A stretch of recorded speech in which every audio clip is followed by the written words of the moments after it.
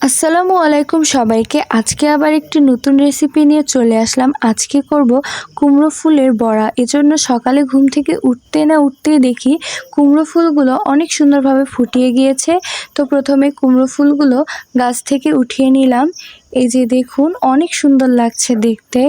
এরপরে মসুর কলাই ভিজিয়ে নিয়েছিলাম। এখন এগুলো বেটে নিব পাটায় মিহিন করে। আপনারা চাইলে একটু আস্তে আস্তেও রাখতে পারেন। এই যে দেখুন ঠিক এইভাবে বেটে নেব।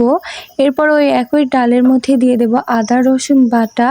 এখন এগুলোর মধ্যে জিরার গুঁড়ো দিয়ে সবগুলো একত্রে মিশিয়ে নেব। এরপরে একটি বাটিতে নিয়ে নেব।